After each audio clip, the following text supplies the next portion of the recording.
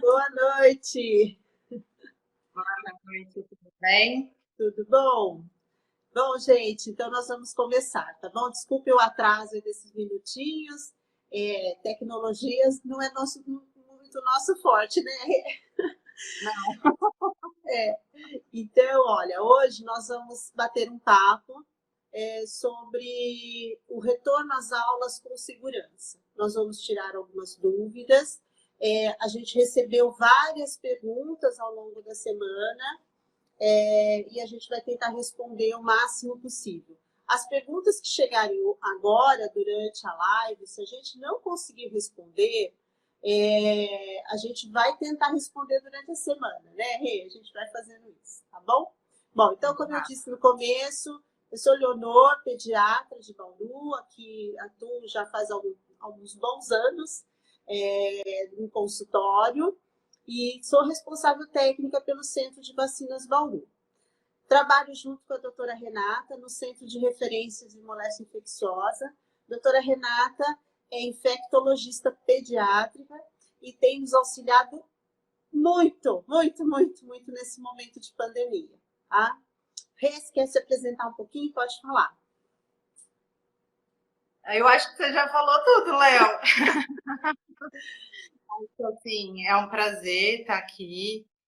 Como você falou, para a gente é um aprendizado essas tecnologias e estar aqui ao vivo são várias barreiras, vários crescimentos que a gente tem que passar, mas se a gente puder trazer esclarecimento, se a gente puder trazer, ajudar nas decisões com mais discernimento, menos pânico, com mais atenção, é o que a gente sempre quer, né? É o que a gente sempre fica discutindo quando você fala que eu ajudo bastante, como sempre falo para todo mundo que quer discutir um caso, quando eu preciso de discutir o que não é da minha área, é tão bom a gente ter essa ligação, esse empenho de fazer mais, ampliar essa discussão, esse conhecimento em prol das crianças e das famílias, né? Então, vamos lá. Exatamente. A gente está passando um momento que a gente nunca imaginou na vida, né, que fosse passar, de tantas dificuldades que nós já vivemos como pediatra, em urgências, em dúvidas mesmo de casos clínicos em consultório. Nós estamos nos deparando todos os dias com muitas dúvidas, ou seja, nós estamos aprendendo todos os dias. Aprendemos muito nesse um ano, né, Renata? Então, é isso que a gente quer transmitir para vocês. Transmitir informação, porque eu acho que quando nós temos uma informação correta, boa, isso nos dá segurança. Segurança para agir, segurança para mandar o filho para a escola, ou não, né? Mas você vai ter essas informações para tomar as decisões, né? E é isso que nós vamos conversar hoje, tá bom? Então, eu gostaria de falar um pouquinho sobre o que nós estamos vivendo, tá? Sobre a pandemia, como está a pandemia no mundo, no Brasil, no estado de São Paulo e na nossa cidade, que nós estamos vivendo momentos críticos e muito preocupantes, está assustador, mas se a gente tiver as informações corretas e pôr em prática o que a gente aprender certinho, vai nos dar segurança para enfrentar esse medo, esse pânico. Não é, Rê? É isso aí. E eu acho que agora, quando a gente sabia que a pandemia ainda ia perdurar, né? Mas quando vem o final do ano e a gente começa de novo o ano no Brasil e no mundo, com aumento dos casos, com introdução de variantes, retoma todas as dúvidas no nosso dia a dia. A gente repensa quando isso vai acabar, como que isso está acontecendo de novo. Então, é isso. É importante a gente se situar no momento que a gente está. Exatamente. E acho que as regras para os cuidados não mudaram, né? Independente de novas variantes, e mesmo com essa segunda onda, as regras de cuidados não mudaram. Vamos falar um pouquinho sobre elas? Vamos lá. Antes só da gente falar, acho que como você tocou nesse ponto da gente se situar, no nosso momento epidemiológico no Brasil, no estado de São Paulo, no nosso município, como é que a gente está em relação às variantes? Então, Bauru mandou 50 amostras para fazer sequenciamento genético e saber se a gente tem variantes de Manaus, outras variantes circulando aqui. E a gente deve ter nos próximos dias aí algum retorno disso. O que a gente nota? Que, de novo, o nosso sistema de saúde local, estadual, está saturado. E quando a gente lá no começo mais se preocupava, a gente tinha medo do sistema de saúde saturado e a gente não tinha nada de conhecimento de como manejar essa doença. Agora, o que a gente tem? Um sistema de novo saturado, e antes acontecendo que a gente ainda está aprendendo com isso. Não sabemos direito se essas variantes, se a variante de Manaus pode trazer mais gravidade ou ser mais transmissível que a gente já tinha circulando. Aparentemente, os casos estão internando mais pacientes mais jovens, talvez, quando a gente acompanha, né, os boletins que a prefeitura tem soltado, que o estado tem soltado. E isso preocupa a gente, mas a gente já sabe o que a gente tem que fazer. A variante mudou, a gente tem que ter respeito pelo nosso momento epidemiológico, coerência com as nossas ações e lembrar que continuam valendo os 3 pilares para tudo. Então, e essa variante na abertura das escolas, né? Que quando a gente. Acho que é isso que você trouxe como pergunta, que mudou o protocolo, mudou alguma coisa? O protocolo continua valendo mesmo, a gente ter muita atenção com o manter o distanciamento, principalmente quando a gente fala em distanciamento, não é mais simplesmente todo mundo fica trancado em casa e cada um no seu canto dentro de casa. Mas a gente já aprendeu que onde a gente mais tem risco de transmissão são nas aglomerações. Então, tudo que a gente fizer com distanciamento seguro, em lugares com uma boa ventilação, com uso de máscara, uso adequado de máscara, né? Cobrindo nariz, boca, não é no pescoço, não é pendurado na orelha. E a atenção com a limpeza das mãos, evitar esse contato das mãos nos olhos, no nariz, na boca, é o que a gente continua tendo que fazer. Isso não mudou. E se a gente tem casos mais graves ou não, se a gente realmente detectar que tem sim, a gente está aqui do lado, Araraquara, Jaú, tudo isso que está acontecendo muito próximo da gente. Então, será que aqui a gente também tem? Grande probabilidade da gente também ter. Mas a gente sabe, ou vai saber, qual cepa, qual variante está em cada paciente? Não, não é isso que a gente vai saber. E aliado a isso, hoje a gente sabe muito do tratamento. Então, lembrar que se a gente conseguir evitar pontos, principalmente de aglomeração, se a gente conseguir ter atenção com esses cuidados que são simples, e ir levando com calma, com paciência para esperar, e com fé que as vacinas vão ajudar muito nesse processo, a gente consegue não só olhar para esse sistema de saúde, dar chances para que ele não fique saturado, como a gente consegue permitir que os trabalhadores, todas as classes que estão sendo muito afetadas, consigam ir voltando aos poucos com moderação, e a gente consegue ajudar nossos profissionais de saúde, que estão muito cansados e continuam nessa lida diária. Né? Eu acho assim, né, Rê, a gente precisa ter, acima de tudo, a consciência que nós, como indivíduo, uma pessoa pode fazer muita coisa, tá? Então, se você sabe que se você está com algum sintoma, mas pode ser uma rinite, é aquela sinusite que vem sempre no final de fevereiro. você não tem certeza disso. Então, se poupe e poupe as pessoas que estão ao seu redor. Porque às vezes pode ser o Covid. Então, se cuide nesse sentido, de se isolar. Muito do que nós estamos vivendo agora, infelizmente, foi da irresponsabilidade de todos nós, que no final do ano nos aglomeramos em festas, tá? A gente viu muitas festas. Aqui no consultório, eu vi muitas pessoas me perguntando: posso ir no casamento da prima? Eu falei assim: é um casamento, poucas pessoas, só a família? Todo mundo vai ficar distante? Não, é uma festa para 200 pessoas. Gente, nós estamos no meio da pandemia. Não dá para negar essa situação. Não dá. É irresponsabilidade nossa. E, às vezes, você ou uma pessoa mais jovem, ou mesmo a criança, vão pegar a forma leve, né? E aí, mas quem vai pegar a forma grave é aquele que tem uma comorbidade, ou um idoso, ou até nem tanto, que a gente tem visto, infelizmente, até pessoas sem comorbidades tendo casos graves e indo a óbito, né?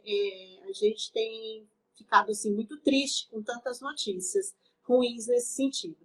Então, cabe a nós ter essa responsabilidade. Eu acho que não depende agora mais de governo federal, estadual, municipal, falar, fecha isso, abre aquilo. Não, se você não tomar a responsabilidade para você, e você se cuidar, e cuidar do seu entorno, nós vamos continuar nessa preocupação e nessa angústia eterna aí. Porque a pandemia, né, a gente já conversou isso lá atrás, há um tempo atrás, a pandemia é quase como se tivesse uma vida própria. Ela segue o seu rumo. Se a gente pegar na história do mundo, a gente vê que segue a sua própria... eu falo que é uma vida própria que a pandemia tem. Né? Ciclo. O ciclo natural dela. Tá? Então, vem a primeira onda mais intensa, depois uma calmaria, vem outra onda parecida ou não, mas, enfim, é desse jeito. Só que dessa vez nós estamos vivendo um momento glorioso da ciência, onde nós temos condições de atendimento bom, medicamentos muito bons lá para o intra-hospitalar e temos vacinas. Eu acho que a única coisa que realmente vai quebrar o ciclo dessa pandemia, e não ser como foram as pandemias da história do mundo, vai ser isso, a vacina. Nós médicos estamos muito confiantes com a vacina.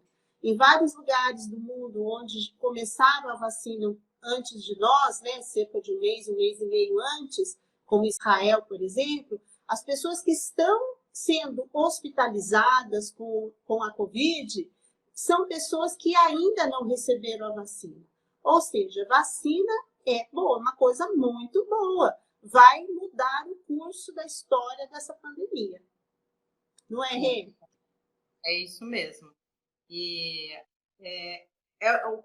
o que a gente sempre vê é realmente essa vantagem que a gente tem agora da ciência a favor junto com tudo isso que está acontecendo, que nunca foi tão rápido.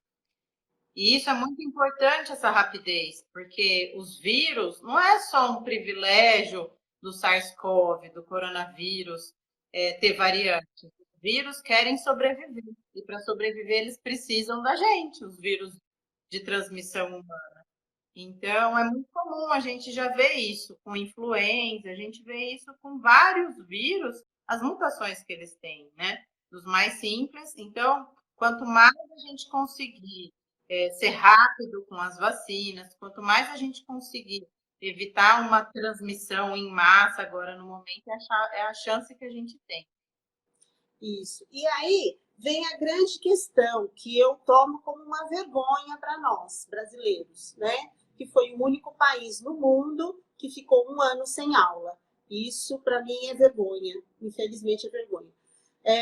Quero acreditar que isso aconteceu por excesso de zelo, um país que não tem as condições adequadas, que, infelizmente, a escola não é, às vezes, tida como uma coisa importante, mas eu acho que tudo isso que aconteceu veio para nos ensinar que precisamos voltar. Nós não podemos ser diferente do resto do mundo. Nós não somos diferentes, nós não somos seres humanos diferentes de outros países. Todos estão sofrendo a mesma pandemia. O país rico, o país pobre, a África, os continentes diversos, Ásia, todos estão com escola aberta. Pontuais, alguns lugares que, porventura, tiveram uma situação mais grave, que fechou momentaneamente, mas fechar um ano inteiro, isso é grave. Isso é muito grave e vergonhoso para nós. Mas é o momento de corrigir. Tá? É o momento de corrigir, porque a gente também aprendeu bastante. Lá no começo, a gente achou que a Covid ia ser como influenza, que as crianças pegavam com muita facilidade e transmitiam para os adultos. No decorrer dos estudos, se percebeu que isso não acontecia. As crianças pegam pouco, quando pegam a forma leve e transmitem pouco, por N motivos, da própria fisiologia da criança, do comportamento desse vírus dentro do corpo da criança, por vários motivos, e alguns até que a gente ainda precisa estudar, né? Precisamos aprender, as crianças transmitem pouco também.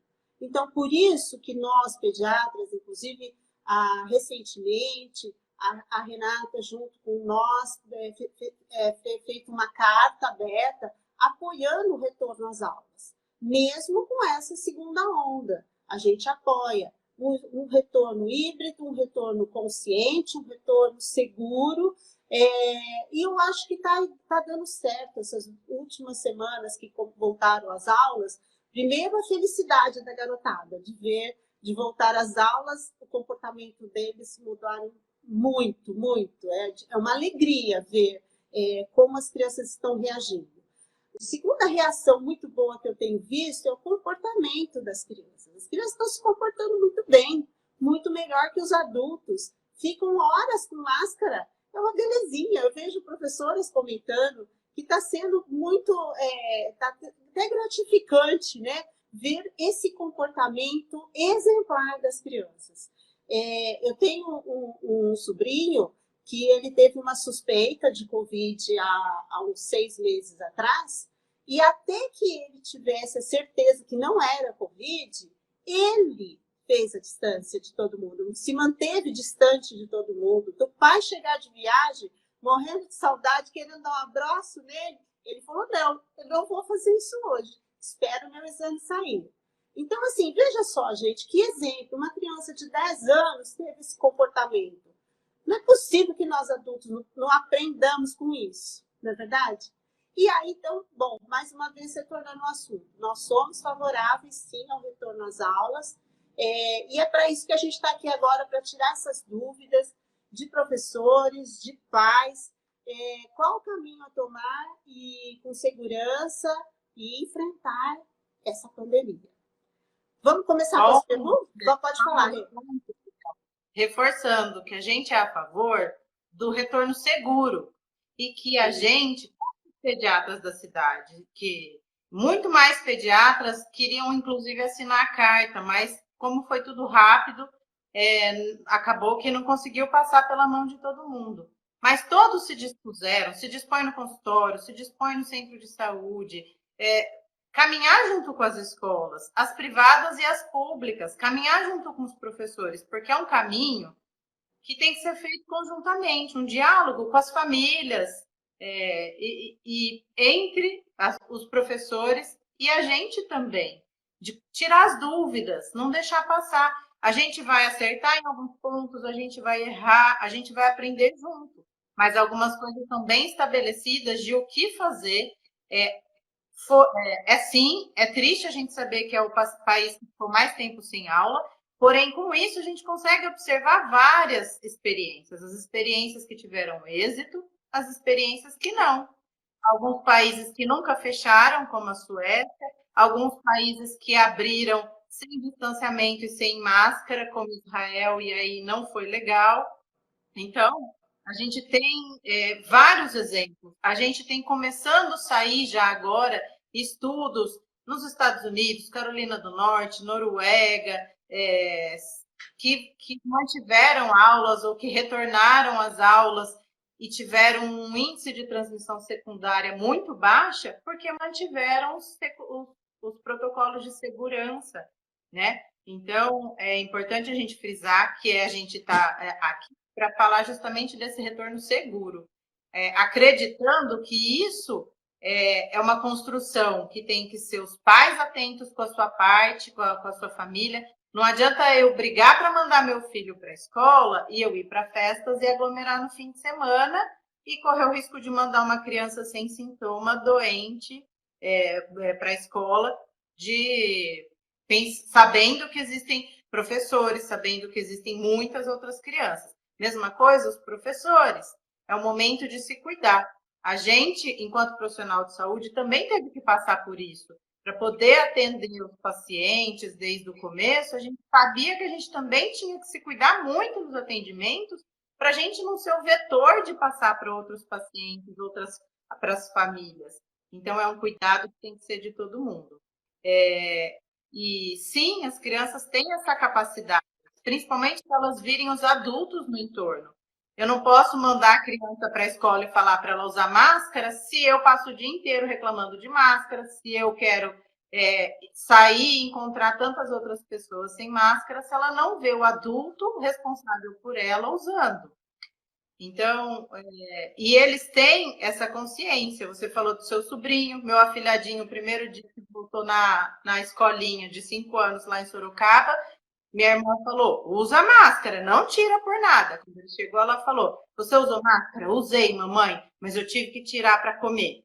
Então, assim, a gente tem como, 5 anos, a gente tem como orientar e criar esse caminho de uma forma bonita. E tem muitas dúvidas sobre como transmite, como é isso. Eu acho que você recebeu bastante e a gente vai fazendo um caminho aí agora e se surgirem novas, a gente tenta responder, né? Isso. Então, você sabe, uma coisa antes de a gente, eu falo assim, que se deixar, a gente vai conversar 50 horas, né? Não vai ser uma hora só, porque o assunto é extenso. Mas, assim, o que nos levou a fazer essa carta? Por que tantos pediatras assinaram? Só nessa primeira leva dessa carta, a gente assinou, acho que foram 67, né? Mas teve a carta brasileira, que teve mais de 1.000 pediatras assinados. Ou seja, os pediatras estão muito conscientes que se deve voltar às aulas, por muitos motivos também. Uma experiência minha, por exemplo, nos meus anos todos de formada, 2020 foi o ano que eu mais encaminhei crianças para psiquiatria, para ser medicado mesmo, porque desenvolveram doenças psiquiátricas graves. Foi assustador. O índice de suicídio na cidade de Bauru aumentou. Eu vi um dado recente que em Las Vegas eles calcularam o índice de suicídio entre crianças e adolescentes, ou seja, crianças de 8 anos de idade tentando suicídio. Olha a gravidade da história. Que entre 2019 e 2020 dobrou. E por causa disso, eles voltaram às aulas rapidamente, mesmo estando numa situação de bastante risco. Tá? Entre os sintomas principais, depressão, angústia, ansiedade. Tá? Existem estudos com uma quantidade grande de adolescentes, mostrando, por exemplo, um deles com 13.000 adolescentes lá em Las Vegas, 16% tiveram a ideia de suicídio, 4,3% a tentativa mesmo. Gente, é muita coisa. Vamos pôr aqui, ó, praticamente 20% estão com esse pensamento. Olha a gravidade, né? Fora isso, a gente não sabe o quanto essas crianças perdeu de aprendizado, de desenvolvimento. Ah, teve aula online. Não é a mesma coisa, gente. Não é a mesma coisa.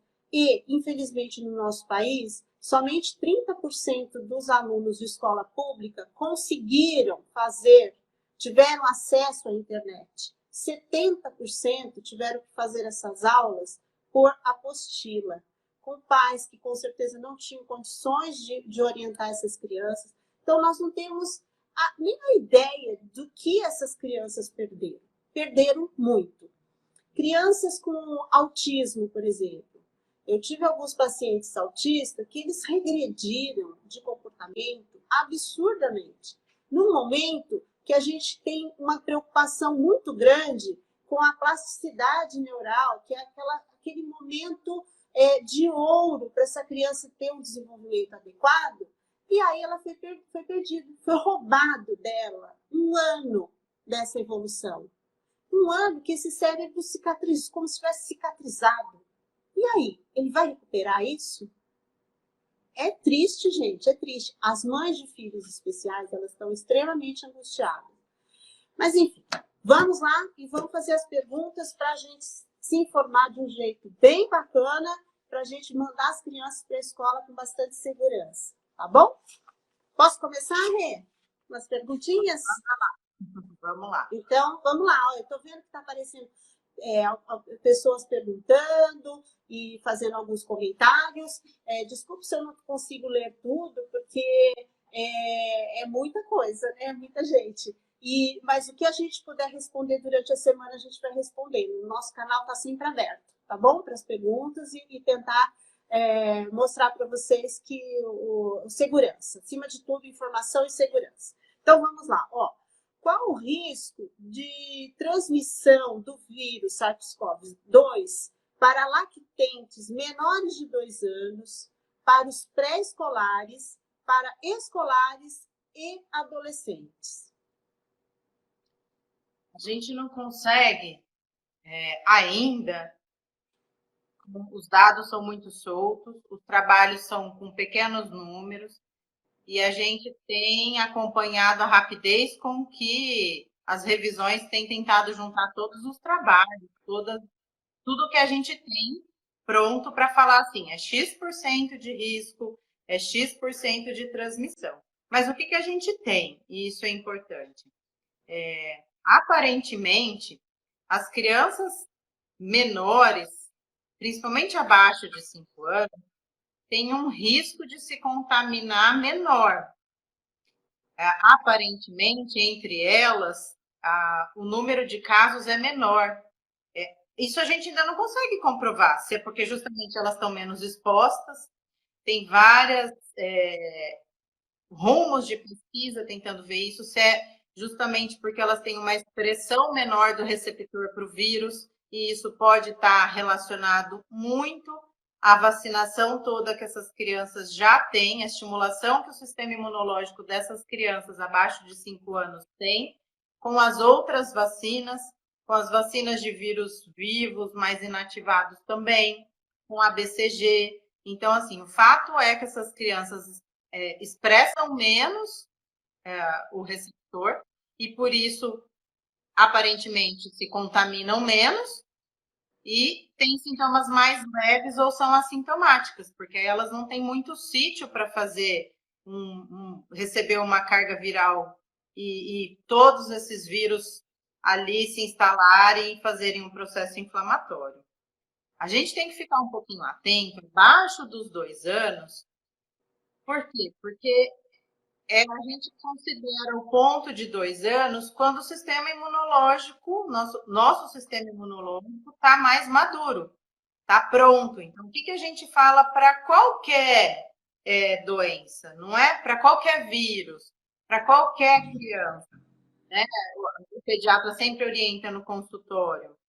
Saber que antes dos 2 aninhos, se for necessário seu filho ir para a escolinha, ele vai provavelmente pegar mais vezes resfriados, e aí esses resfriados têm que ser cuidados em casa.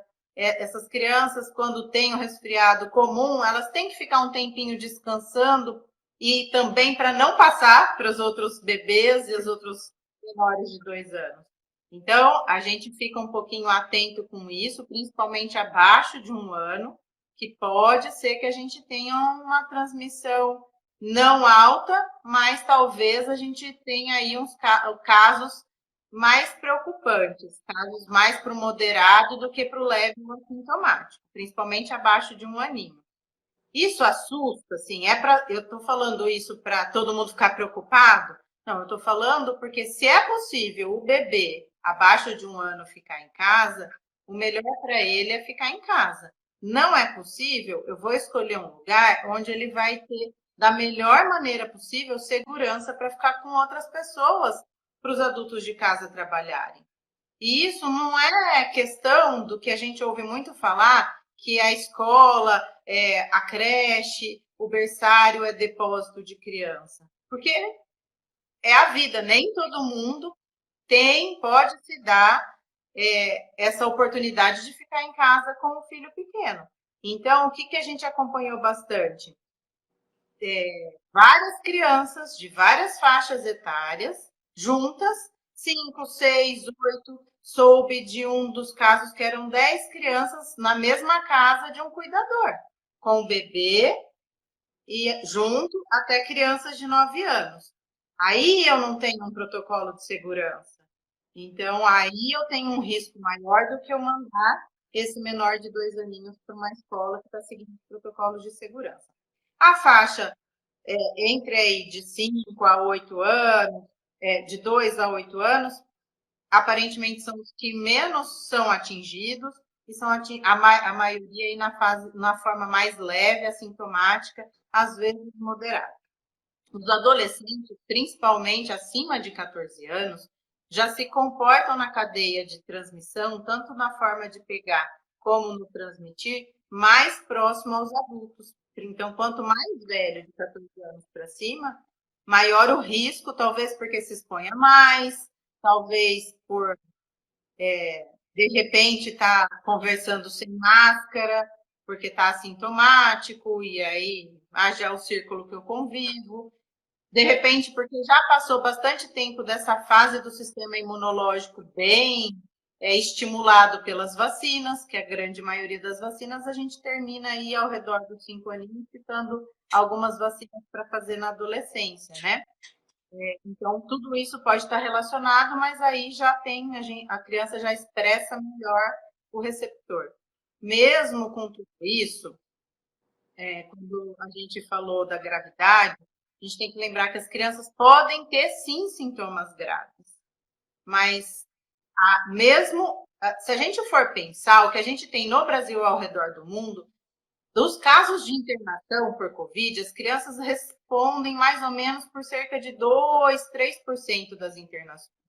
Então, mesmo que elas peguem a forma e evoluam, peguem a doença e evoluam de uma forma um pouquinho mais exacerbada, ou às vezes até chegando a alguns pontos críticos, ela representa uma quantidade infinitamente menor que o dos adultos. E são casos, se a gente for colocar dentro desses 2 a 3%, a mortalidade é muito baixa, comparada inclusive com outras doenças infantis, o próprio influenza que a gente tem todo ano, a própria bronquiolite, que a gente se preocupa muito nos menores de 2 aninhos, porque é um quadro mais grave, principalmente abaixo de 1 ano. Então, comparativamente, ainda assim, depois, num outro momento, a gente pode falar dos números do estado de São Paulo, que está mais próximo da nossa realidade, né, para não ficar falando dos números do mundo inteiro, mas basicamente é isso. Devo me preocupar com aumento, com uma transmissão maior nas crianças mais velhas, nos que já estão aí no ensino médio acima ou saindo do fundamental, e nos pequenininhos, abaixo de 1 ano. Tá. Rê, eu acho que a gente podia falar um pouquinho sobre a criança que está com sintoma respiratório, mesmo que não tenha febre, né? Ela deve ser mandada à escola? Não, isso é uma pergunta muito boa. Porque a gente fica na tentação, como você falou. Todo ano, nessa época do ano, ele tem uma rinite, o nariz escorre, o nariz entope. Então, independente do sintoma, independente de ter sido febre ou não, a criança com sintoma não deve ir à escola. E aí a gente pensa, mas só isso? E eu tenho que fazer exame só por causa disso? Não necessariamente, mas eu tenho que cumprir esse isolamento de 10 dias. Por quê? A gente sabe que, assim, não tenho familiares na minha casa, não tenho pessoas do meu círculo doentes. E ele realmente tem a coriza todo ano. Mas a gente teve muitos casos que foi só uma coriza. O meu filho, o seu filho, está indo para a escola. A escola é um lugar seguro, mas ele não está trancadinho em casa. Nós, adultos, estamos trabalhando. Muitos de nós já foram vacinados, porque são trabalhadores da saúde, ou porque são cuidadores enfim. Então, a gente também pode ter a forma assintomática daqui para frente. Então, eu tenho que tomar cuidado, pensando justamente nisso, de proteger o outro, sabendo que eu estou vivenciando um sistema híbrido. Então, o meu filho vai ficar triste, mas não vai perder a aula. Eu estou pensando em proteger os professores, eu estou pensando em proteger toda a sala, sabendo que se ele for, uma criança está ali na sala com outras várias crianças. O professor também. Então, não é para ir com sintoma nenhum, mesmo que não tiver febre. É obrigado a fazer o exame, né, nesse caso? Não. Se eu quiser fazer o exame, fizer no dia certo e ele for negativo, meu filho pode voltar antes para a escola, mas não é obrigatório que eu faça o exame.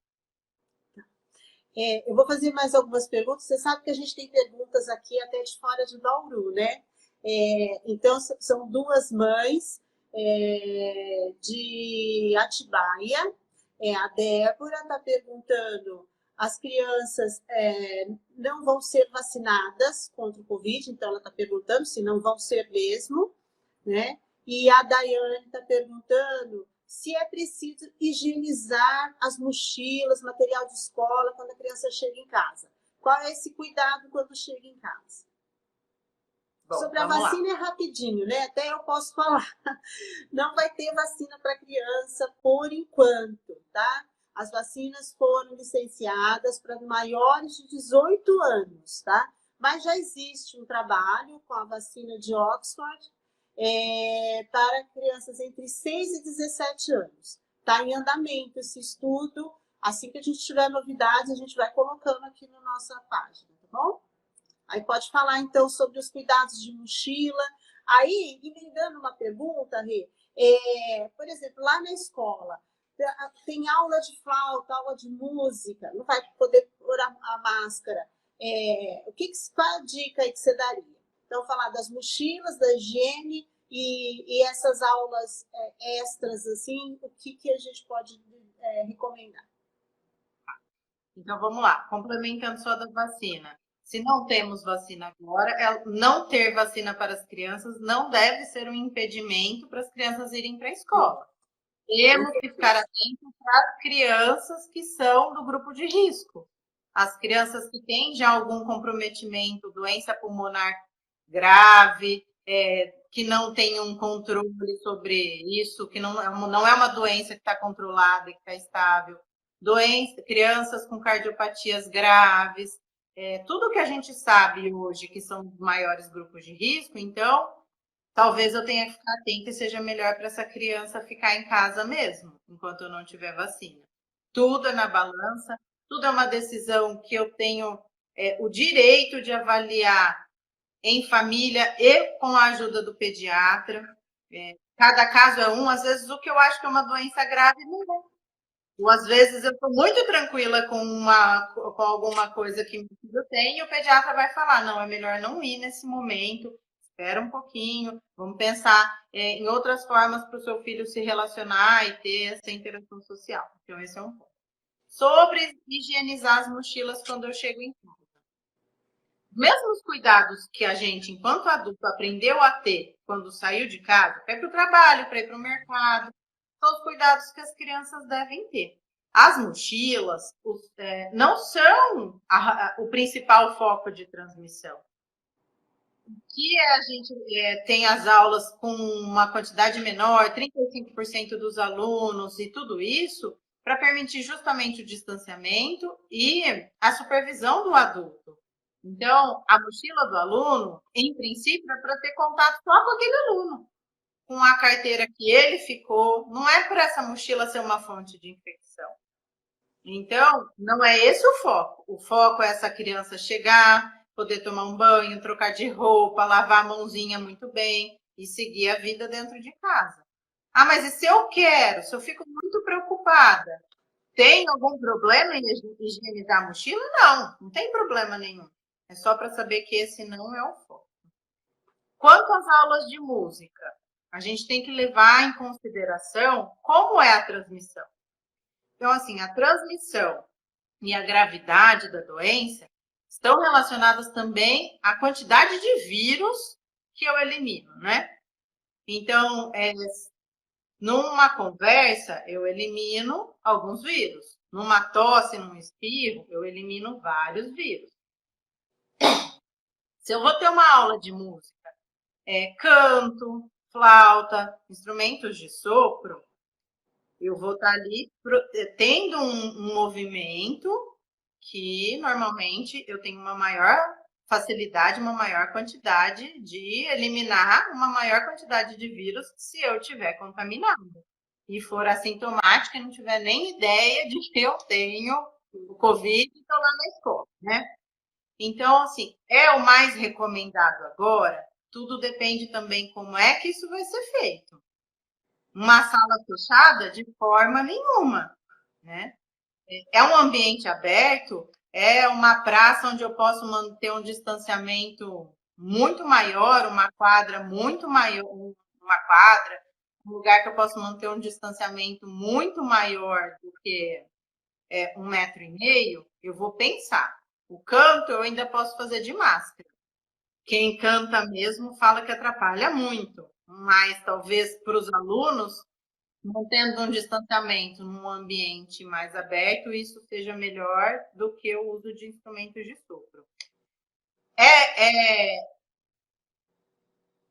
Sim, fato que isso vai ser transmitido? Não. Então, a gente tem experiências de orquestras que estão fazendo apresentações, lives, a própria Orquestra Sinfônica da USP, e que tem instrumentos de sopro.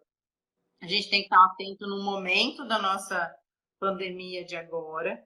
Se é uma sala que está indo, sei lá, 35%, dão 10 alunos, 12 alunos, eu tenho condições de manter um espaçamento maior, eu estou segura, estão todos seguros disso?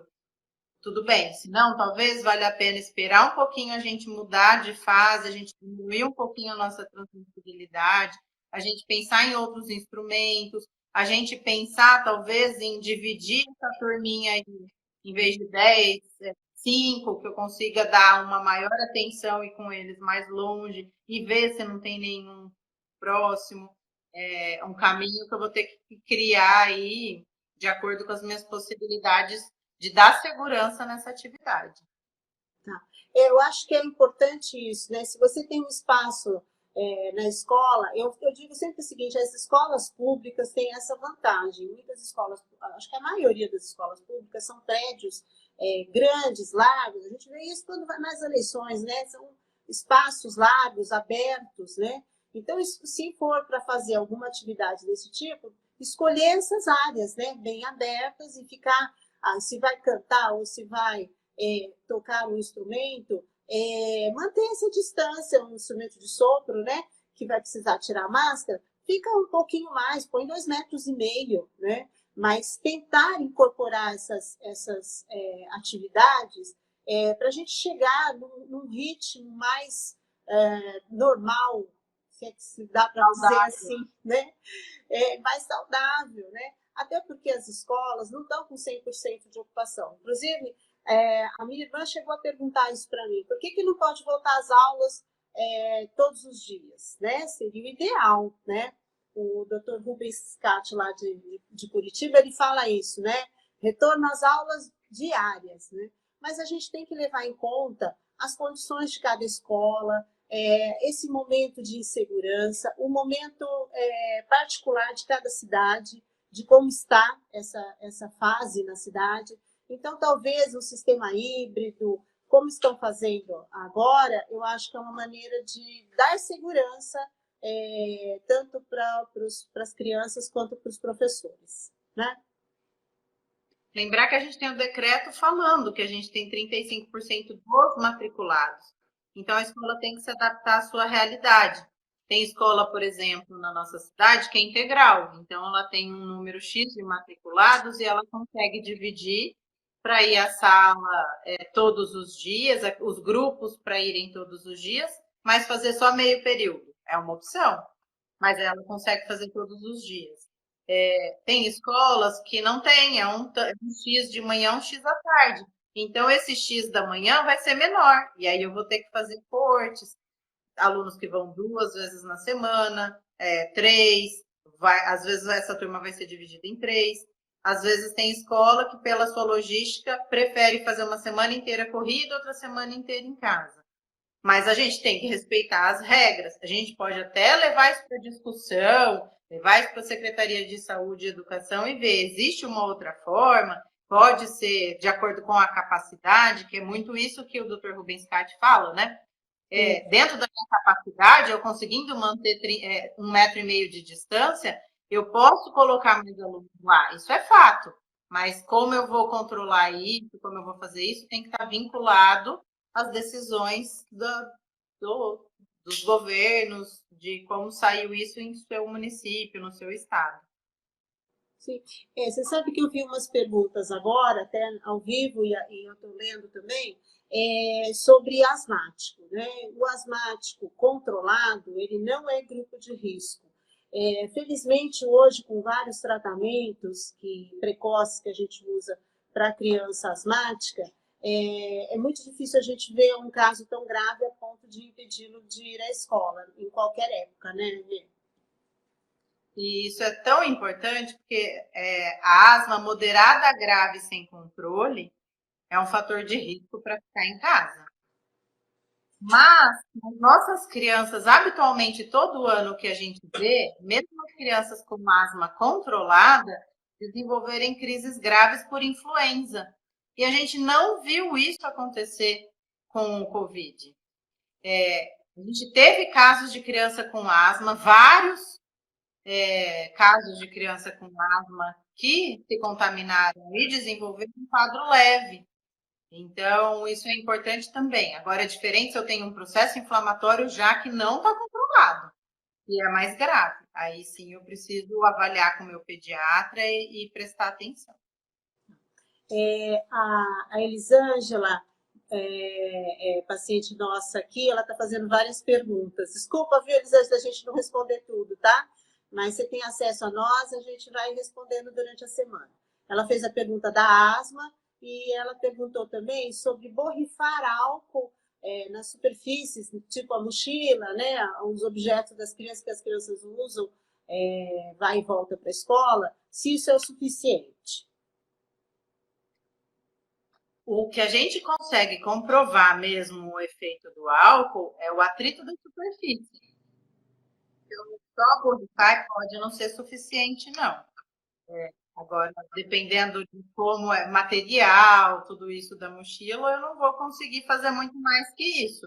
É uma mochila de tecido, por exemplo. Aí, então, de repente, vale a pena ficar no sol um pouco, tira os cadernos, deixa num ambiente arejado, porque o calor também tem eficácia contra o vírus, né? Outra coisa, eu vou acelerar um pouquinho, porque a gente está na reta final. Sobre as máscaras, né? As crianças devem trocar as máscaras de quanto em quanto tempo? Eu sei que eles estão ficando um período curto na escola, né? Mas hoje mesmo eu vi uma mãe que ela falou assim que ficou o período todo, ficou a tarde toda, não fica todos os dias, mas ficou a tarde toda.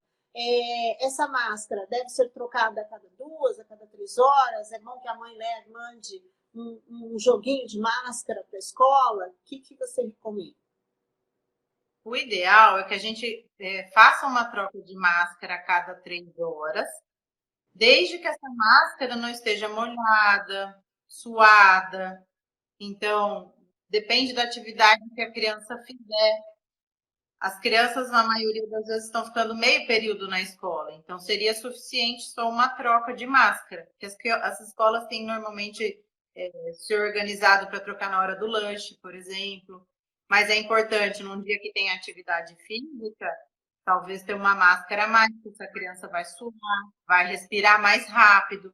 Na respiração, a gente solta a gotícula que umedece. A máscara tem que estar seca. A proteção da máscara é para ela seca. Por isso que é a ideia da gente trocar a máscara a cada 3 horas. Ou antes, se perceber que ela está úmida.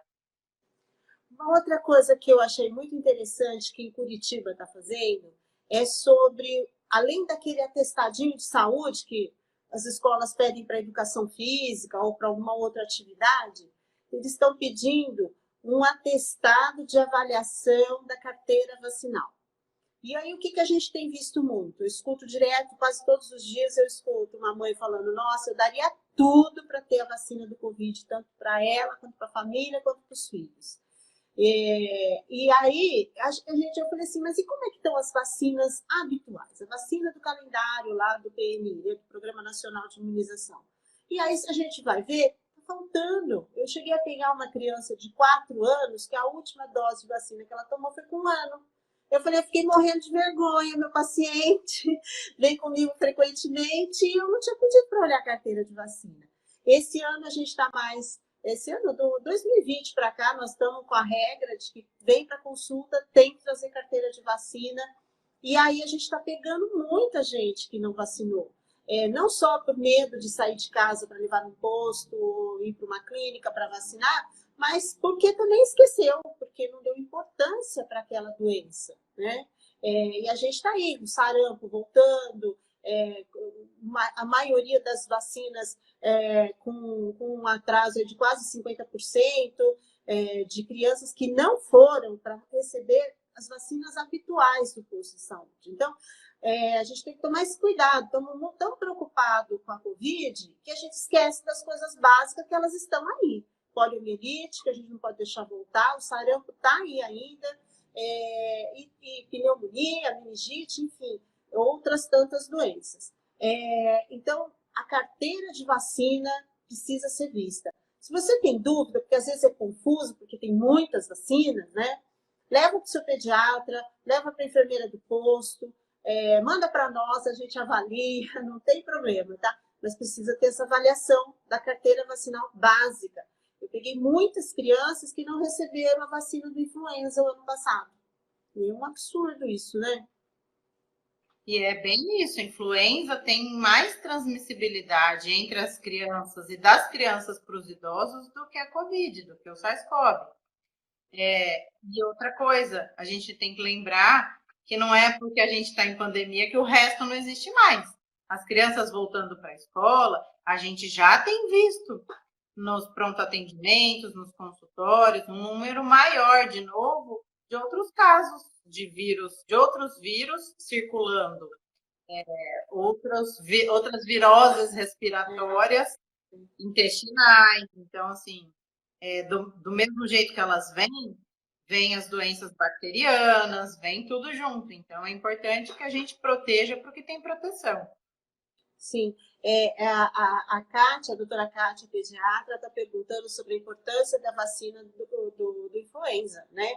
Que a gente não teve uma cobertura muito boa o ano passado e a gente tem medo dessa doença. Nas crianças, eu tenho muito mais medo da influenza do que da Covid.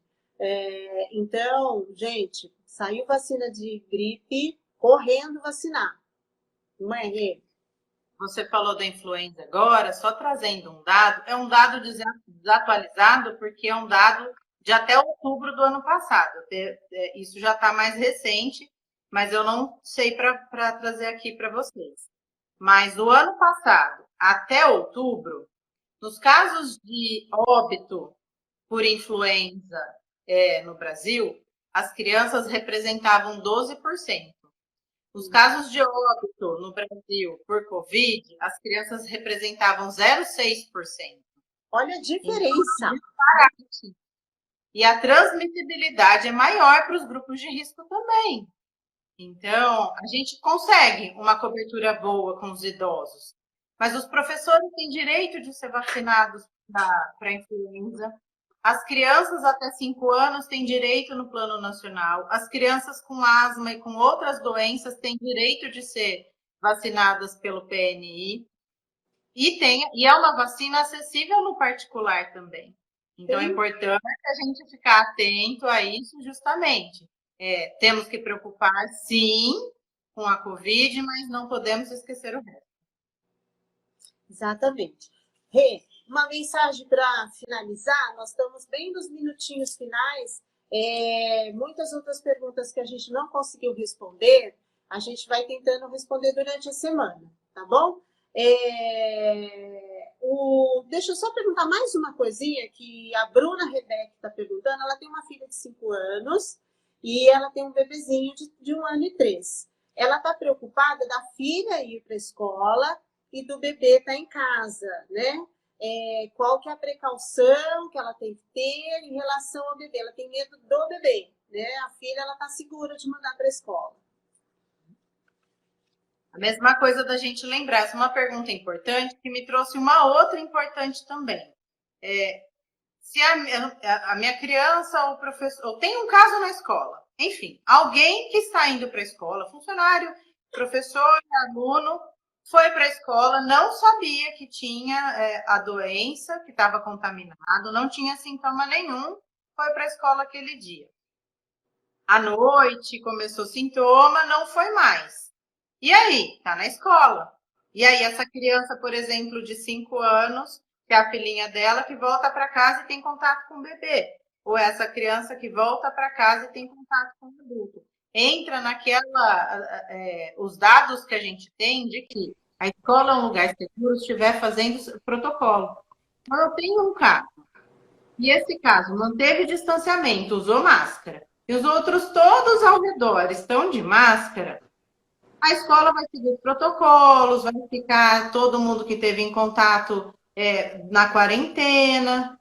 Mas o que a gente tem acompanhado é que a transmissão secundária desse caso é muito baixa. Quando a gente tem transmissão secundária, normalmente é maior de adulto para adulto dentro da escola do que de criança para criança.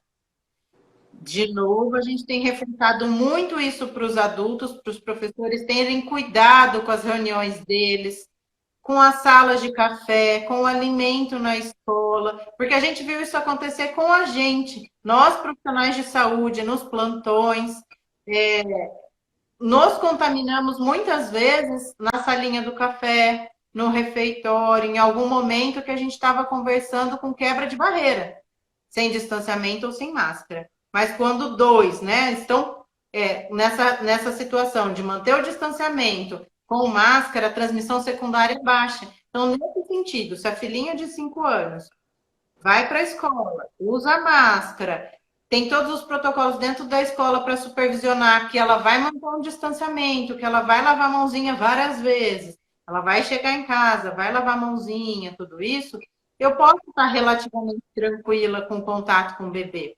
E aí eu vou ter que ir manejando isso. É um bebê que também está em casa, que tem uma imunidade boa, que está vacinado, então tem uma expressão menor, já é mais de um aninho.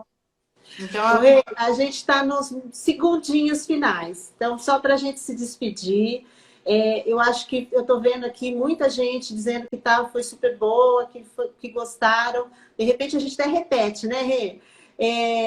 A live vai ficar gravada, tá? Nós vamos deixar no IGTV, vai deixar gravada e aí a gente programa, de repente, uma outra, porque eu vi que tem muita gente com muitas dúvidas ainda, tá? A gente agradece muito a participação de todos, agradeço demais a Rê. A Renatinha é o nosso anjinho, sabe? Assim, que socorre a gente, todos os pediatras.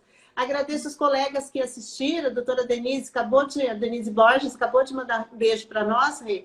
Então, assim, todos os pais, eu sei que tem professores aqui também no grupo assistindo. A gente agradece muito a que todos assistiram e vamos fazer um tchauzinho para todos aí. Obrigada, Rê, muito obrigada mesmo, viu? Eu acho que a gente fez uma coisa muito legal. Estou terminando, assim, muito feliz, porque eu acho que a gente mandou uma mensagem muito bacana. E que a gente possa continuar ajudando. As perguntas pode me mandar, eu ajudo a responder também. Se for para continuar, se tiverem coisas importantes, é importante a gente construir junto esse caminho com coerência, com responsabilidade e com fé, né? Porque senão, para onde a gente vai? Fé nas vacinas, a gente vai estar com bastante, né? Sim. Olha, algumas perguntas que fizeram sobre saúde mental, a gente comentou sobre isso lá no começo da live, né? Mas, de repente, cabe isso até um esclarecimento um pouquinho maior para as crianças com necessidades especiais. Talvez a gente faça uma outra live para falar sobre isso também, tá bom? Obrigada, gente. Muito obrigada e até a próxima, tá? Tudo de bom para vocês. Precisando de avaliação de carteira vacinal, procure o seu pediatra. Não tem pessoa melhor para ver isso para vocês, tá bom? Ou a enfermeira do posto de saúde, tá? Procurem, gente. Não deixem as carteiras de vacinas escondidas ou esquecidas lá no cantinho da gaveta, tá bom? Boa noite a todos. Fiquem com Deus.